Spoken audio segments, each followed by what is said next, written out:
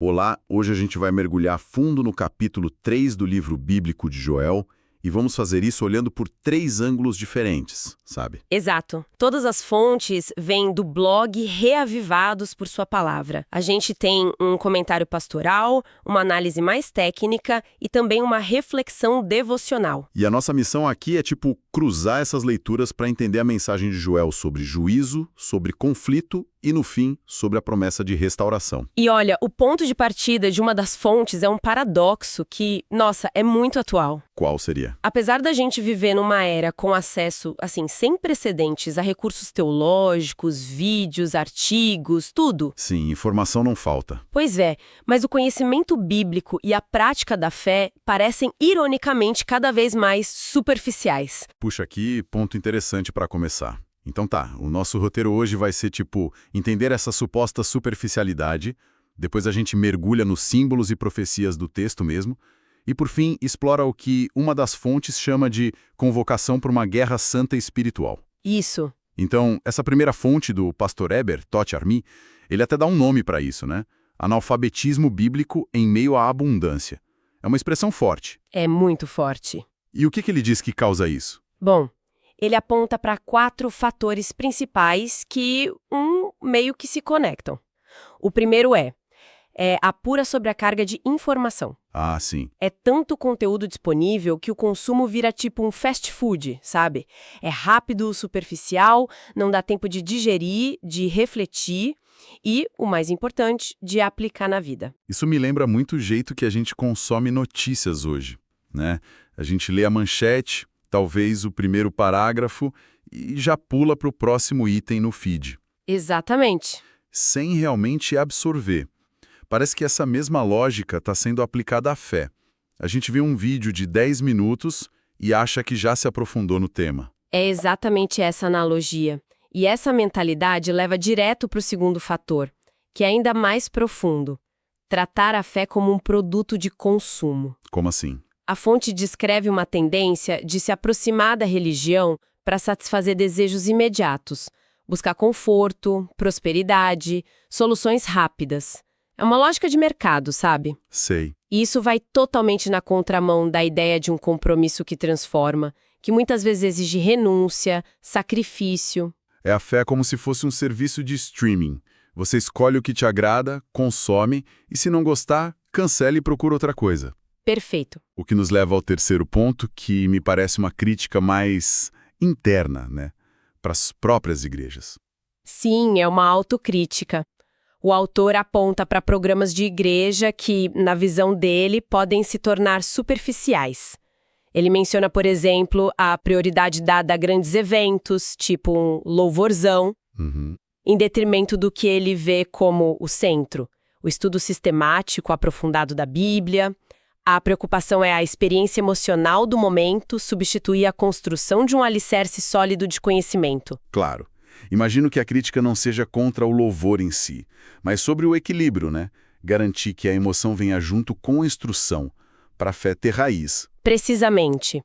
E o quarto ponto amarra tudo isso, a influência da nossa sociedade, o imediatismo, a busca por gratificação instantânea, a superficialidade da cultura digital. Isso acaba moldando tudo.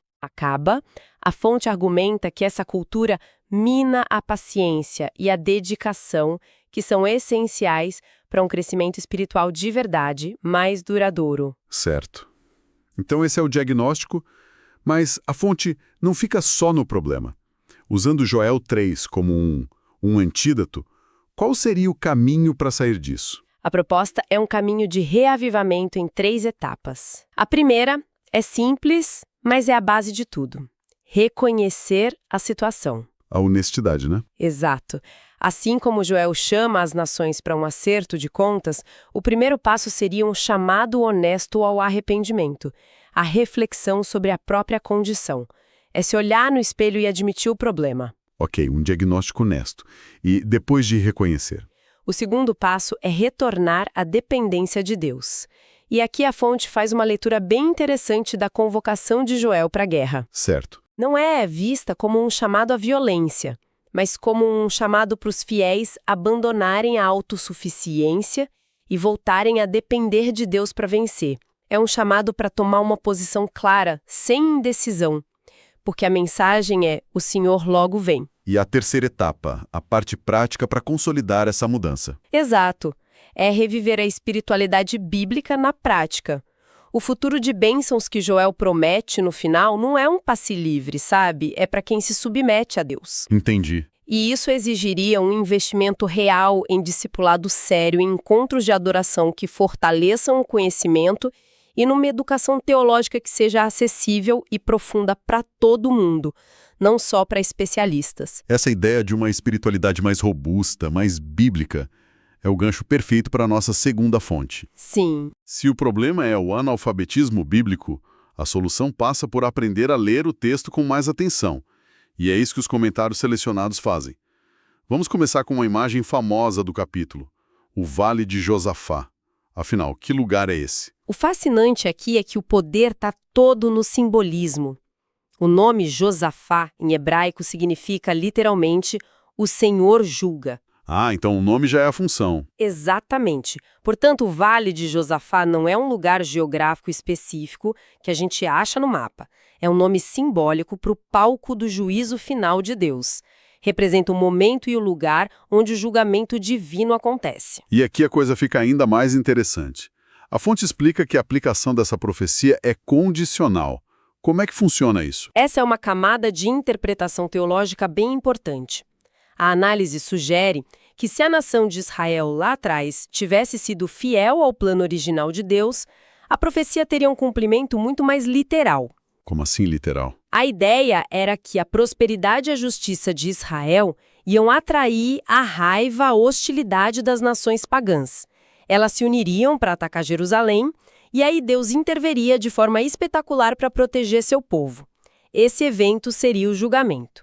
Mas, como a história mostra, não foi bem isso que aconteceu. Não foi. Então a interpretação precisa se adaptar, né? Precisamente.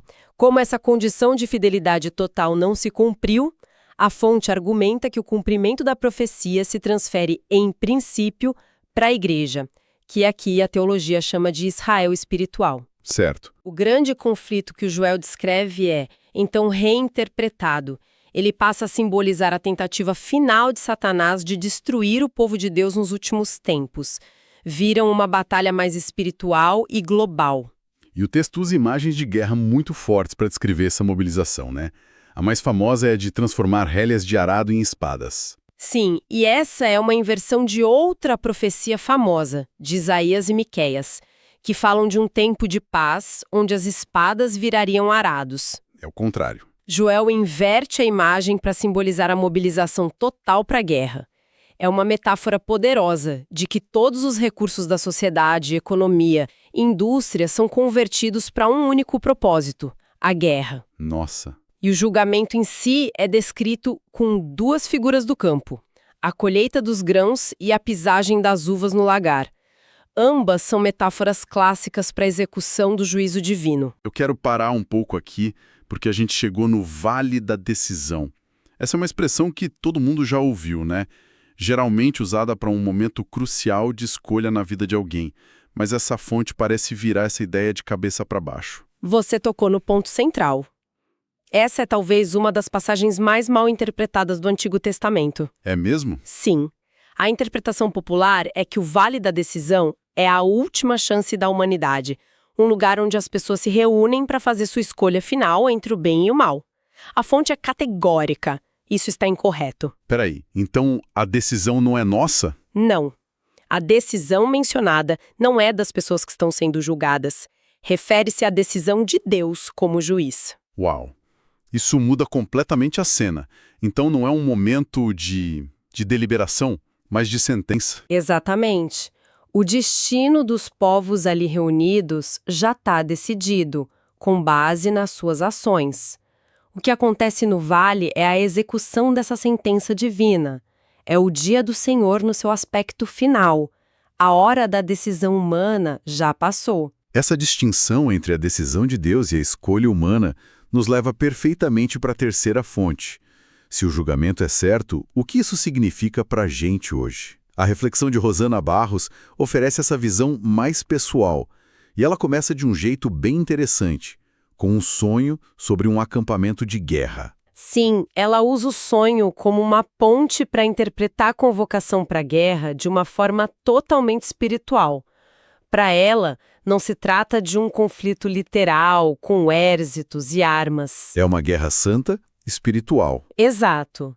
Nessa leitura, o inimigo não é de carne e osso, são as hostes malignas. E, por consequência, as armas para essa batalha também não podem ser físicas. Elas precisam ser espirituais. E é aí que entra a imagem da armadura de Deus, né? O que isso significa na prática, no dia a dia, segundo essa interpretação? Significa um revestimento diário, intencional, com defesas espirituais, como está descrito lá em Efésios. E ela apresenta isso como ferramentas ativas, sabe? Estar cingido com a verdade, vestir a couraça da justiça, que protege o coração, calçar os pés com a prontidão do Evangelho da Paz, e as armas, usar o escudo da fé para apagar os dardos inflamados do maligno, proteger a mente com o capacete da salvação e a única arma de ataque, a espada do Espírito, que é a palavra de Deus. É uma chamada para valentes se levantarem para um conflito de outra ordem. Mas não existe um risco nessa interpretação de espiritualizar tanto um texto que fala de julgamento, de nações, de coisas tão concretas, que ele acabe perdendo peso no mundo real? Essa é uma ótima pergunta. E um ponto de tensão importante na interpretação. A perspectiva da autora não parece anular a realidade do juízo final, mas focar na preparação do indivíduo para ele. Entendi. A ideia é que a grande batalha cósmica se reflete nas batalhas diárias de cada pessoa. O jeito de estar pronto para o conflito final lá no Vale de Josafá é lutar as batalhas de hoje com as armas certas. Então não é uma fuga da realidade, mas um enquadramento dela numa perspectiva espiritual maior. Faz sentido. Então, de acordo com essa perspectiva, o Vale da Decisão também ganha um significado mais pessoal e imediato. Sim, complementa perfeitamente a visão técnica, sem contradizer.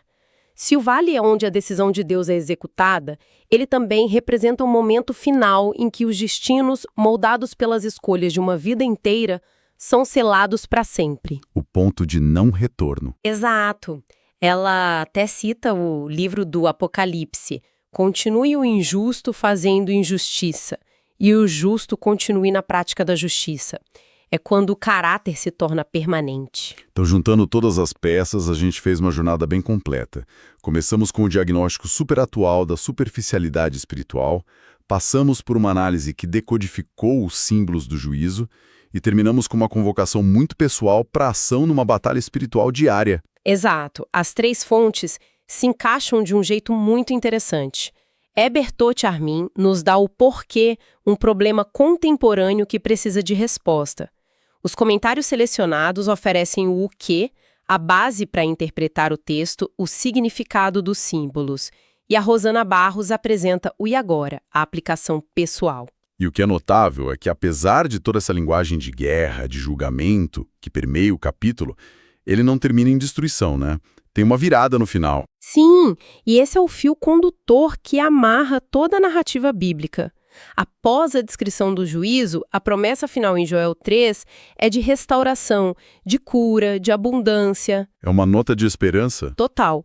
A visão é de que Deus vai habitar com seu povo numa Jerusalém purificada, segura, de onde vai fluir uma fonte da casa do Senhor. A imagem final não é de aniquilação, mas de renovação, de paz e de comunhão restaurada. O julgamento não é o fim da história, mas o prelúdio de um novo começo. Hoje, a gente explorou o capítulo 3 de Joel através de 3 lentes muito ricas.